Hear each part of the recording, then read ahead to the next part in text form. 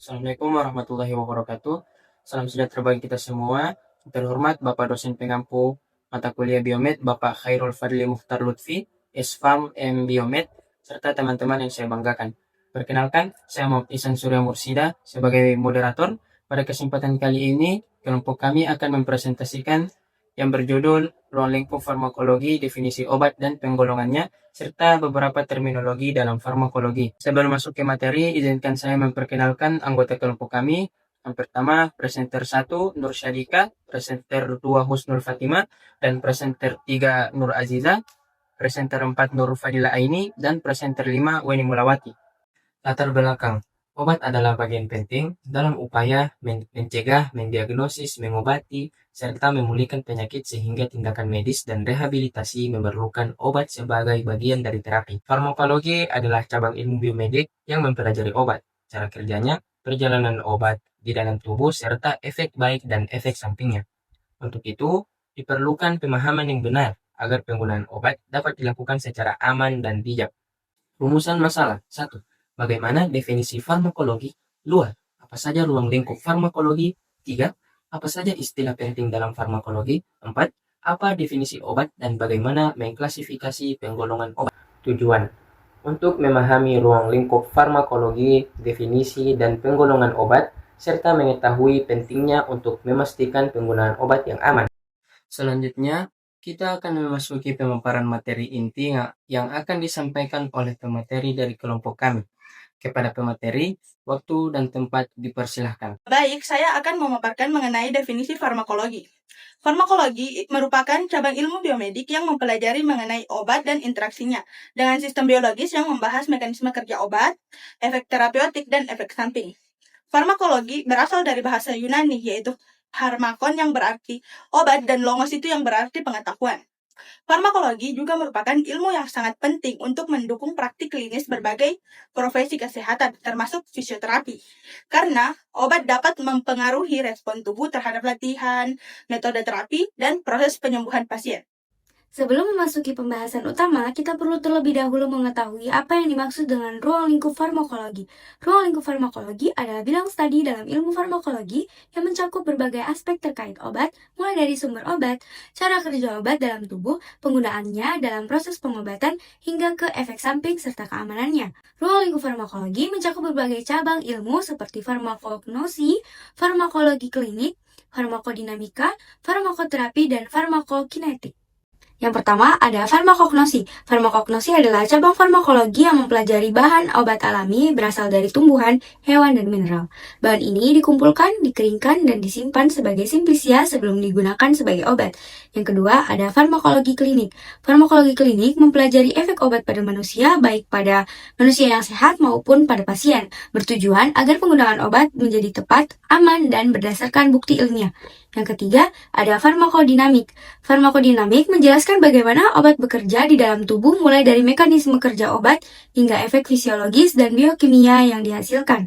Yang keempat, farmakoterapi. Farmakoterapi membahas penggunaan obat sebagai terapi untuk mencegah dan mengobati penyakit sehingga obat dapat digunakan secara tepat dan efektif. Yang kelima ada farmakokinetik. Farmakokinetik adalah proses perjalanan obat dari dalam tubuh yang meliputi 4 tahap utama. Pertama, absorpsi, yaitu proses masuknya obat ke dalam aliran darah. Yang kedua, distribusi, penyebaran obat ke jaringan dan organ tubuh. Yang ketiga, metabolisme, yaitu penguraian obat terutama di hati agar mudah dikeluarkan. Dan yang terakhir yaitu ekskresi, yaitu proses pengeluaran obat dari tubuh terutama melalui ginjal atau urin. Yang penting dalam farmakologi ini ada 10. Yang pertama itu dosis. Dosis adalah jumlah obat yang diberikan kepada pasien untuk menghasilkan efek terapi. Dosis harus tepat karena jika terlalu kecil obat tidak efektif dan jika terlalu besar bisa menimbulkan efek samping. Dan yang kedua itu ada dosis sediaan. Dosis sediaan adalah bentuk fisik obat seperti tablet, kapsul, sirup, injeksi, salep, atau krim. Bentuk ini mempengaruhi cara penggunaan dan kecepatan obat bekerja.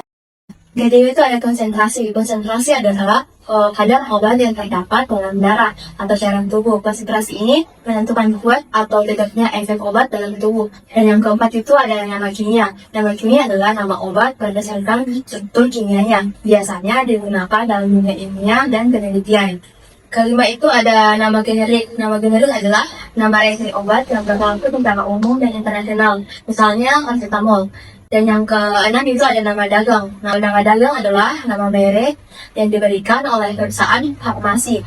Satu obat generik yang bisa memiliki beberapa nama dagang yang berbeda. Dan yang ketujuh itu ada reseptor. Reseptor adalah bagian sel yang menjadi tempat kerja obat. Obat berkaitan dengan reseptor untuk menimbulkan efek. Dan yang kedelapan itu ada agonis. Agonis adalah obat yang mengaktifkan reseptor sehingga menghasilkan respon di dalam tubuh.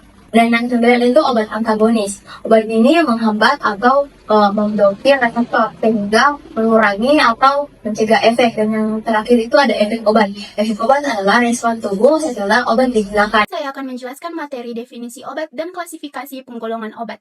Obat adalah bahan atau zat yang digunakan untuk mendukung upaya medis dalam mendiagnosis, mencegah, mengurangi gejala, mengobati, hingga menyembuhkan penyakit. Selain itu, obat juga berfungsi untuk memperbaiki, memulihkan, dan menjaga kondisi kesehatan tubuh baik pada manusia maupun hewan. Selanjutnya adalah klasifikasi penggolongan obat.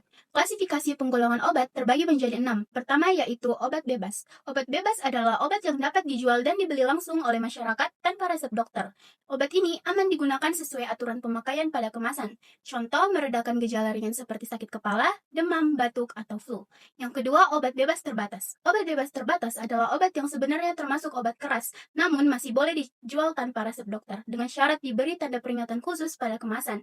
Tujuan peringatan agar masyarakat tetap berhati-hati dalam penggunaannya dan tidak melebihi dosis. Yang ketiga, obat keras. Obat keras adalah obat yang hanya boleh digunakan dengan resep dokter, karena memiliki efek kuat dan beresiko menimbulkan bahaya jika tidak digunakan dengan benar. Obat keras dikenal sebagai obat daftar K dari kata bahasa Belanda K-Farlig, yang artinya berbahaya, menandakan penggunaan harus diawasi oleh tenaga medis. Psikotropika dan narkotika. Psikotropika merupakan zat atau obat yang secara alamiah ataupun buatan yang berkhasiat untuk memberikan pengaruh secara selektif pada sistem saraf pusat dan menyebabkan perubahan pada aktivitas mental dan perilaku. Obat golongan psikotropika masih digolongkan obat keras, sehingga disimbolkan dengan lingkaran merah bertuliskan huruf K di tengahnya. Nah, sedangkan narkotika merupakan obat yang berasal dari tanaman atau bukan tanaman baik sintesis maupun semisintesis, yang dapat menyebabkan perubahan kesadaran dari mulai penurunan sampai hilangnya kesadaran, mengurangi sampai menghilangkan rasa nyeri, dan dapat menimbulkan ketergantungan. Narkotika disimbolkan dengan lingkaran merah yang di tengahnya terdapat simbol palang. Obat wajib apotik. Obat keras yang dapat diserahkan oleh apoteker pengelola apotek tanpa resep dokter. Obat wajib apotik dibuat bertujuan untuk meningkatkan kemampuan masyarakat dalam menolong dirinya, sehingga tercipta budaya pengobatan sendiri yang tepat, aman, dan rasional. Adapun macam logo golongan obat, yaitu obat bebas. Logo yang berwarna hijau dapat dibeli bebas tanpa resep dokter di apotek atau toko obat berizin. Contohnya paracetamol. Obat bebas terbatas yang berlogo biru dapat diberi tanpa resep dokter, namun memerlukan peringatan khusus saat penggunaan karena termasuk obat keras dan jumlah terbatas. Obat keras yang berlogo K merah hanya boleh didapatkan dengan resep dokter karena berpotensi berbahaya jika tidak digunakan dengan tepat. Obat wajib apotek OA atau berlogo K merah. Obat keras yang dapat diserahkan oleh apoteker di apotek tanpa resep dokter dengan aturan ketat. Nah, teman-teman, Dan sudah terakhir, mendengarkan obat penjelasan dari narkotika para yang materi. berlogo Sekarang palang saya merah akan membacakan berasal dari kesimpulan. tanaman atau bukan Kesimpulannya, tanaman yang farmakologi dapat adalah menyebabkan ilmu yang penurunan mempelajari kesadaran, obat dan hilangnya perannya rasa dalam nyeri, dan pencegahan, dapat menimbulkan pengobatan, serta ketergantungan. pemulihan penyakit. Ruang lingkup farmakologi mencakup definisi dan penggolongan obat, perjalanan obat dalam tubuh, serta berbagai istilah penting yang berkaitan dengan mekanisme kerja obat.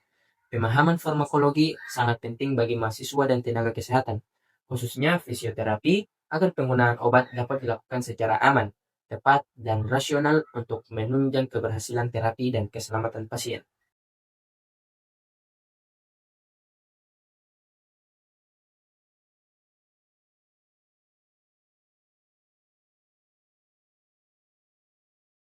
Demikianlah rangkaian presentasi dari kelompok kami.